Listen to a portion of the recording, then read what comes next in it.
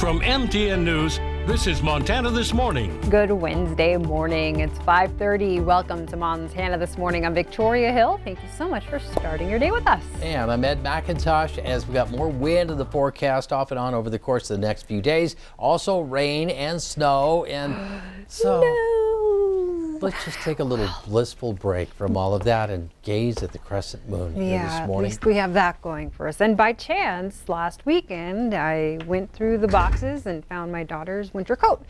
Good deal. I'm glad I did. There you go. It's a good time to find that right now because 51 is a mild start, but check out wind gusts almost to 50 miles per hour, and that's been persistent here for a little while in Billings. Yesterday we hit a high of 61, which is right at the 30-year average, and the overnight low was pretty typical as well. Strong wind gusts yesterday up to 52 miles an hour, and a late evening rain shower brought us almost a tenth of an inch of moisture. It was actually pretty nice rain. Temperatures regionally are into the 40s and low 50s, with a 51 in Billings and Jordan on the warm end of things, 36 in Dillon this morning. You can see these areas of showers, and there are going to be more shower activity over the course of the next several days. The morning temperatures are a mix of 30s, 40s to low 50s. Belfry at 50 degrees right now. We've got Roundup at 48, 42. The last report there in Harleton, and then also some low 50s in Graybull and Basin in northern Wyoming. Powell, you're struggling a little, only 37 this morning. Temperatures into the mid to upper 50s today, but wind gusts will highlight the early part of the day, stronger winds later in the afternoon. We'll take a closer look at all of this coming up in a few minutes. I just gave up on fixing all the things that have blown over. Just stay there, just let until it go. this wind goes away. Yeah, so. Just let it be what it is, you know? Yeah, unfortunately, the winds have been blowing the leaves into my yard rather than out of my yard. Yeah. I have to do something about that. Get one of those big orange pumpkin bags. Oh, and just put it, at, right there at the edge, and it'll just, sure, that sounds great. That'll work. Cute decoration. Yeah, while you're at it. Okay. All right. Well, we have some news to get to, so I'll get started. Thanks, Ed. Okay, thanks. Our top story this Wednesday, we now know the suspect shot and killed by Billings police this week pulled a gun on officers. Police were called to an apartment complex on the 2200 block of Avenue C on Monday night.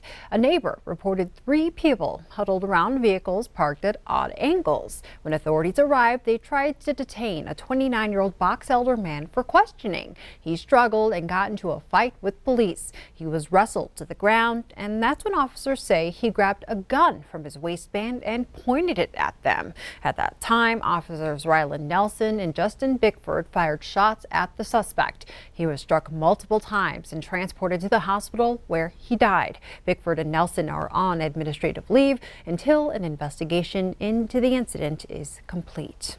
In other news, the U.S. Supreme Court issues an order allowing President Trump's administration to shut down the census count immediately. It's unclear what the decision means for Montana, but if our state doesn't get a full count, we probably won't add an additional House seat in 2022. An earlier district court order allowed census workers to continue the count, and they were set to go door to door on the Fort Peck reservation today. It's one of the many spots in the nation workers hadn't been able to go to in person yet. Those efforts are now put on hold because of Tuesday's ruling. Supreme Court nominee Amy Coney Barrett will be back on Capitol Hill today for day 3 of her Senate confirmation hearings. The Senate Judiciary Committee questioned Judge Barrett more than 11 hours yesterday. She refused to say how she might rule on cases involving abortion rights and the Affordable Care Act. Barrett also refused to commit to recusing herself in cases involving this year's election. During a campaign rally in Pennsylvania yesterday, President Trump praised Barrett's performance and predicted she would easily be approved by the Senate. The president also said Democrats will pack the Supreme Court with liberal justices if they win. In Florida, Democratic nominee Joe Biden said Republicans are rushing to fill the court's vacancy because they want to get rid of Obamacare.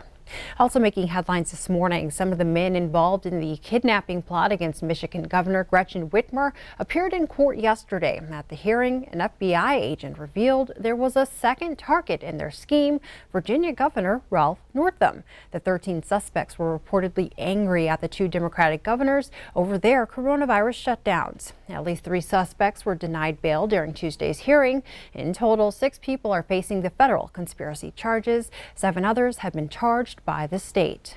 Well, there are some new setbacks being reported in the race for a COVID-19 vaccine or cure. Eli Lilly has temporarily halted human testing of its experimental antibody therapy. The drug maker said only that the pause was out of an abundance of caution. The announcement comes just a day after Johnson & Johnson stopped enrolling people in its coronavirus vaccine trials. The company is investigating the unexplained illness of one of its participants. Meanwhile, another vaccine trial will now begin testing on children. Drug maker Pfizer is planning to inject people as young as 12. They'll start this week on teenagers aged 16 and 17, and kids 12 to 15 will be enrolled in the trial later. While the death rate from coronavirus is lower among children, they can still develop serious symptoms. Children can also spread the virus to more vulnerable people. Republicans will take a procedural vote on a COVID-19 relief bill next week. The legislation focuses on helping hard-hit businesses. However, the vote may not mean anything since Democrats say they want more out of a relief bill. House Speaker Nancy Pelosi is pushing for tax credits for the working poor and help for renters and homeowners, both things Republicans want to exclude. Here in Yellowstone County, we're starting to see reaction to the new COVID restrictions in the form of cancellations and closures. Metro Park is putting all their events on hold through at least November 9th. County commissioners made the decision and said it didn't come lightly, adding they understand the need for events in the community. Leaders say they couldn't adhere to the new gathering size limit of 25 people.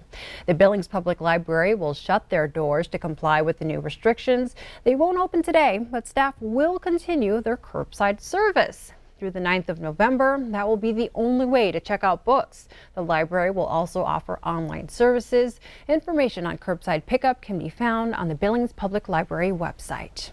And there are some new changes coming to the Montana High School sports schedule. Practices for winter activities won't begin until December 7th, and competition won't start until January. The MHSA announced the changes yesterday as a way to help slow the spread of COVID-19. Championship dates will remain the same, so swimmers and wrestlers will still compete for titles in mid-February. The final weekend of the fall sports season is November 20th and 21st. On to Fire Watch now. One of the highest ranking members of the U.S. Forest Service paid a visit to Montana. He told MTN's Dennis Bragg fighting fires during the pandemic has been successful and COVID outbreaks have been low, even with a record deployment of firefighters. During a visit Tuesday with Senator Steve Daines thanking Missoula smoke jumpers for hard work during this fierce fire season, USDA Undersecretary Jim Hubbard said he's satisfied with the way the Forest Service was able to accomplish its mission and still keep firefighters safe. When he stopped here in June, Hubbard told me of the agency's precautions, and now he says by and large the plan worked. We didn't have the large congregations of firefighters in one place, so we didn't have large fire camps. We had smaller spike camps, so we kept them separated. We traveled differently. We didn't put them all together on an airplane and send them somewhere. We found other ways. Hubbard says there were only 135 positive cases of coronavirus, even with the agency deploying an all-time record of more than 30,000 firefighters. Senator Daines says an added benefit came from using more aircraft. We had more resources in the air attack side because of COVID. It actually showed us this early air attack was a way to prevent some larger fires from developing. So that's another success from this season. We can relax a little bit, but I think we probably learned some more efficient ways of getting some of our business done. We'll evaluate that in the off season and decide what kind of protocols to put in for next year. And it wasn't just dealing with the pandemic. The Forest Service also had a big budget change this year. In past seasons, the Forest Service had to divert operational funds to fight fires. Although some personnel had to be reassigned, Hubbard says the new approach helped. But we didn't have to interrupt operations because of funding. And so that continued on.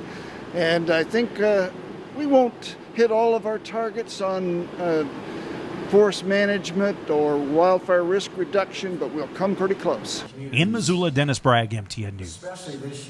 Daines and Hubbard also paid tribute to the firefighters who were killed in fires around the country this year. In court news, one of two men convicted in a 2018 murder at a Missoula hotel will likely spend the rest of his life in prison. Jonathan Whitworth was handed two concurrent 100-year sentences for the deaths of Jason Flink and Megan McLaughlin. Whitworth's accomplice, Preston Rossback, was sentenced to 60 years last week. In 2018, Whitworth shot Flink, McLaughlin, and another man, Caleb Williams, after a drug deal went awry.